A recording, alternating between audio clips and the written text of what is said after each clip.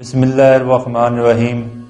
شروع اللہ کے بابرکت نام سے جو دلوں کے حال خوب جانتا ہے۔ دیکھتی آنکھوں اور سنتے کانوں کو السلام علیکم۔ پرانے وقتوں کی بات ہے کہ ملک یمن پر ایک نیک بادشاہ حکومت کرتا تھا۔ وہ اپنی رعایا کے ساتھ بہت نیک سلوک کرتا تھا۔ اس کی 4 بیٹیاں تھیں، جن میں سے ایک شہزادی بہت حسین تھی، جس کی خوبصورتی پر باقی شہزادیاں نفرت کرتی تھیں۔ اس شہزادی کا نام سوہانہ تھا۔ ایک دفعہ ان کا باپ کسی کام کی غرض سے بیرون ملک گیا۔ اس نے اپنی ساری بیٹیوں سے ان کی خواہشات پوچھیں۔ ان 3 بہنوں نے قیمتی زیورات لانے کو کہا۔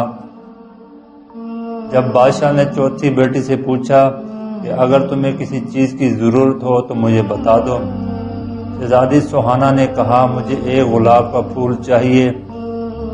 ان کا باپ کوئی نہ کوئی بات بھول جاتا تھا، اس لیے صرف شہزادی سوہانہ کے لیے پھول لے آیا۔ باقی چیزیں وہ بھول چکا تھا۔ جب وہ گھر آیا تو شہزادیاں دروازے پر کھڑی اپنے باپ کا انتظار کر رہی تھی۔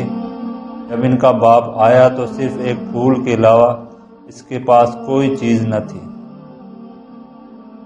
شہزادیوں نے اپنے باپ کو برا بھلا کہہ کر باپ کی نافرمانی کی۔ شہزادی سوہانہ کمرے میں جا کر رونے لگی۔ اس کا باپ کمرے میں آیا، اس کا پھول اسے دے دیا۔ بادشاہ نے کہا دنیا میں سب سے زیادہ قیمتی چیز والدین کی خدمت ہے۔ چنانچہ جب بادشاہ دوسری مرتبہ بیرون ملک گیا تو سب نے اپنی اپنی چیزیں لانے کے لیے کہا، مگر شہزادی سوہانہ اس پر خاموش رہی۔ اس نے سوچا کہ اس بار کوئی ایسی بات نہ ہو کہ جس سے میرے باپ کا دل دکھے، تو بادشاہ نے اپنی بیٹی کے لیے زیورات لیے۔ راستے میں ایک جنگل تھا۔ بادشاہ اس جنگل میں سے گزر رہا تھا تو اس نے درخت پر بیٹھے ایک چمگادڑ کو دیکھا۔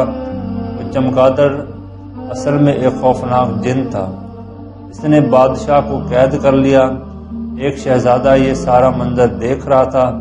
اس نے اپنی تیز دھار تلوار نکالی اور چمگادڑ کی گردن پر دے ماری۔ چمگادڑ اسی وقت مر گیا۔ شہزادہ بادشاہ کو محل لے گیا اور ان کی بیٹی کو سارا ماجرا سنا دیا۔ شہزادیاں اپنے باپ کے پاس آئی اور اپنے باپ سے نافرمانی پر معافی مانگی۔ بادشاہ نے اس وقت اپنی ساری بیٹیوں میں سے سوہانہ پر فخر محسوس کیا اور اپنی ساری بیٹی کو گلے لگا لیا۔ سب ہنسی خوشی رہنے لگے۔ دیکھو بچوں، مل جل کر رہنے سے برکت ہوتی ہے۔ ہمیں بھی چاہیے کہ شہزادی سوہانہ کی طرح اپنے والدین کی خدمت کریں اور ایسی بات زبان پر نہ لائیں جس سے والدین کا دل دکھے۔ جزاک اللہ۔